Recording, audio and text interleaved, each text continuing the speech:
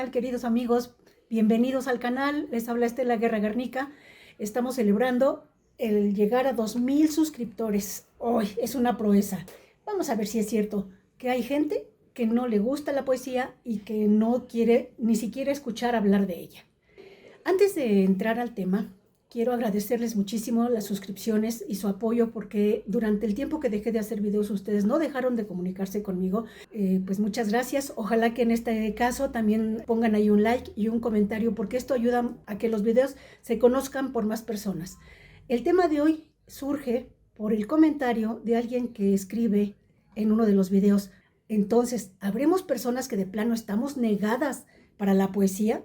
¿De plano no somos capaces de entenderla o de escucharla? Para aquellos que piensan que la poesía, incluso la palabra poesía, les repele, les parece desagradable, quiero que sepan que aunque ni cuenta se den, ustedes han estado cerca de la poesía siempre, porque la poesía está en todos lados, en todo lo que es la cultura, por lo menos nuestra cultura. ¿Por qué? Porque la poesía, ya hemos dicho en este canal, no es nada más aquella expresión intelectual y a veces súper abstracta que en lugar de que haga que uno aprecie la poesía, lo vacuna contra ella. Y eso ocurre muchas veces en las escuelas, cuando los maestros se remiten o los programas educativos se remiten al siglo XVI, XVII, XVIII, XIX, para que tú entiendas cómo se escribía la poesía en otras épocas. Entonces, no, fíjate que eso no es la poesía. Ese es el estudio de una expresión lingüística que se sistematiza en la academia para que los jóvenes se acerquen a esa propuesta. Pero la poesía está en tu casa desde que naces, cuando tu mamá te canta una canción de arrullo, cuando escuchas las primeras melodías. Después en la escuela te hacen participar en los festivales y tienes un bailable y estás escuchando música. Entonces, ¿por qué digo que ahí está la poesía? Porque la poesía es música, solo que esta música la hacemos con palabras. Y además hay canciones muy populares que son auténticos poemas y los disfrutas y los sientes. Entonces, no es que no te guste la poesía o no te dieron los elementos en la escuela para que entendieras qué es la poesía en realidad. Lo que te enseñaron fue una clasificación de los géneros literarios. Entonces, aquí acomodo la poesía, acá acomodo el teatro, acá acomodo la novela, acá acomodo la crónica, porque así es más fácil que lo comprendas y que lo manejes. Para los que dicen que no les gusta la poesía, siempre la han tenido cerca, siempre la han escuchado y lo más probable es que la hayan disfrutado muchas veces. Que fíjate que hay poesía de todos los niveles, de todos. Hay poesía, hay poemas súper abstractos que requieren un gran esfuerzo intelectual para comprender o para sentir lo que el escritor quiso decir. A lo mejor ni quiso decir nada y a lo mejor lo que quería decir solo lo puede entender él. Y hay otra poesía que tiene un lenguaje mucho más coloquial y que es mucho más accesible para las personas. Aquí te voy a mostrar algunos ejemplos. A mí me puede parecer muy abstracto, pero a otra persona le puede parecer muy obvio lo que está diciendo este poeta. A su vez, alguien que está escribiendo poesía con un lenguaje coloquial, como muy dirigido al público en general, a un poeta muy educado, le puede parecer que eso no es poesía. Entonces ocurre que una de las características de la poesía es la subjetividad, como todo en el arte. Tú no puedes señalar, no sé, una expresión dancística o una sinfonía o una obra plástica, decir, está muy fea. No, no puedes decir eso. A ti te parece fea, a ti te parece desagradable. Lo que sí puedes hacer es decir, está mal hecha, pero para decir eso tienes que saber, tienes que conocer las reglas para construir una obra de arte, ya sea en danza, en fotografía, en pintura, en literatura. Bueno, vamos a los ejemplos. Poema de John Fosse. 1. Las horas tocan al viento y el corazón es un ángel cansado. El cielo parece un perro negro. 2. El payaso tiene brazos redondos y con gestos risueños danza sobre el reloj. El perro no abre la boca al zamparse los minutos. 3. El corazón es un ángel mareado con cabello húmedo en la boca. Este es un ejemplo de poema abstracto. Aquí tenemos otro ejemplo de John Fosse. Este es un poema un poco más largo y se llama Una persona está aquí. Una persona está aquí y luego ya no está. En un viento se desvanece hacia el interior y se une al moverse de las piedras y se vuelve significado en una unidad siempre nueva de lo que es y lo que no es. En una quietud en la que el viento se vuelve viento, donde el significado se convierte en significado, en movimiento cambiante de todo lo que ha sido y al mismo tiempo es, desde el origen, cuando el sonido era el significado antes que la palabra se escindiera y ya no nos abandonara jamás, pero está siempre en el pasado y siempre en el futuro y en algo que no existe en su frontera, que desaparece entre lo que ha sido y lo que está por venir. En un solo movimiento no es ni tiempo ni distancia, se aclara y desaparece, y al desaparecer permanece, y en su oscuridad se ilumina mientras dice, calla.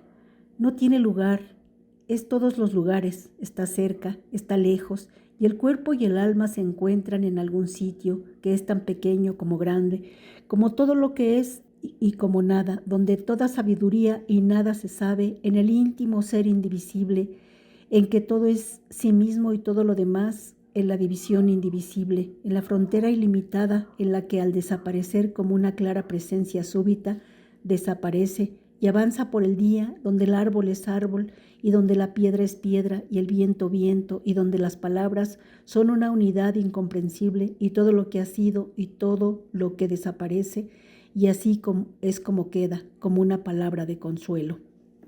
Bueno, pues este fue un ejemplo, estos fueron 2 ejemplos de John Fosse, Premio Nobel de Literatura 2023.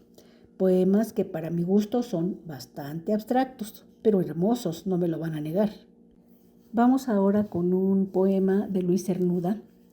He venido para ver. He venido para ver semblantes, amables como viejas escobas. He venido para ver las sombras que desde lejos me sonríen. He venido para ver los muros, en el suelo o en pie indistintamente.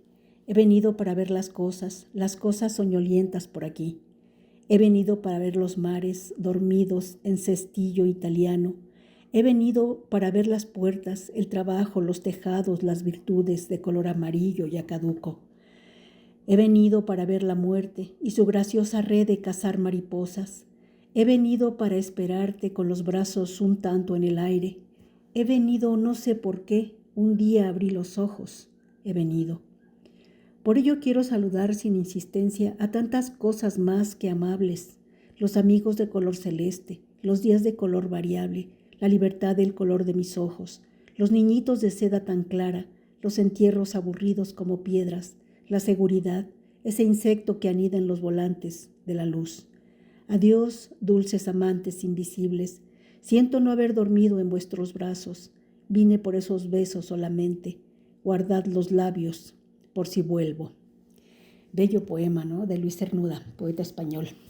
Y que me parece más sencillo de comprender, de entender, pero espero que hayan también notado la música. Ahora vamos a ver este poema de Ida Vitale, escritora uruguaya, que recibió el premio Cervantes en 2018. El poema Vegetar. ¿Será tan malo vegetar? ¿Habrá que echar raíces con la permanencia que eso implica? Quizá baste un poco de arena, pero entonces será un cacto lo que venga a nuevo estado. Sin duda será mejor buscar para la experiencia un poco de buena tierra negra, porque tampoco cualquier tierra se presta para la aventura que comienza. Serán suficientes unos brotes, pero por más que uno se ponga voluntarista, aquellos no van a aparecer por ningún lado si no logra una mínima raíz. Y para esto se necesita quietud. ¿Hundimiento y quietud? Poema Vegetar de Ida Vitale, que me parece mucho más directo, sencillo, fácil de entender. Y como último ejemplo del día de hoy, el poema El miedo de Alejandra Pizarnik. Nació en Avellaneda el 29 de abril de 1936 en una familia de inmigrantes rusos. Bueno, vamos al poema El miedo de Pizarnik. En el eco de mis muertes aún hay miedo. ¿Sabes tú del miedo? Sé del miedo cuando digo mi nombre. Es el miedo con sombrero negro, escondiendo ratas en mi sangre, o el miedo con labios muertos bebiendo mis deseos. Sí, en el eco de mis muertes aún hay miedo. Bueno, pues aquí con los ejemplos, a ver, ustedes me van diciendo cuál sintieron más abstracto, cuál es más directo, porque ejemplos hay por millares. Es que fíjense que no es que no les guste la poesía, es que están mal informados sobre lo que es la poesía. Seguramente piensan, ay, qué flojera leer esos textos tan aburridos que me daban en la escuela primaria, secundaria, preparatoria, de autores que en mi vida escuché hablar de ellos y que me hablan de cosas que no tienen nada que ver con mi vida cotidiana. Y luego, si no, me pongo a escribir versos para mi mamá o para el cielo o para el maestro, me reprueban. Pues sí, así como te va a gustar la poesía. Esa es mala noticia porque si la poesía se sigue enseñando de manera tan aburrida, a mí tampoco me habría gustado la poesía. Es que la poesía no es nada más o no es solamente lo que tenemos en los libros, en las revistas de poesía. No, la poesía está en la vida y esto no es un cliché. Esto no es una propaganda. No, la poesía está en la vida porque la poesía está en todos lados, porque la poesía es música, música que hacemos con palabras. La poesía lleva ritmo. Entonces, si tú eres una persona sensible y escuchas canciones, también ahí hay poesía. Estás conviviendo con la poesía todo el tiempo, incluso cuando hacemos silencio. ¿Pero cómo? Sí, ¿cómo en el silencio vamos a encontrar poesía? Pues sí, porque fíjense que en la poesía hay expresión y silencio. Y cuando alcanzamos el silencio, que apagamos el celular, que apagamos la televisión y podemos concentrarnos en nuestra respiración o incluso en los latidos de nuestro corazón, ahí estamos encontrando un ritmo. Aún las canciones más silvestres, menos doctas y menos cultas, aún esas llevan ritmo y a veces llevan muy buena poesía. Entonces, la buena noticia es que estuviste cerca de la poesía siempre y ni cuenta te habías dado. Entonces, una cosa es, si no te gusta, no la tomes, no la leas, pero si te gusta y te gustaría escribirla, sabes que tienes toda la libertad para expresarte como tú quieras. Ahora, si quieres publicar, entonces aprende a hacerlo lo mejor posible.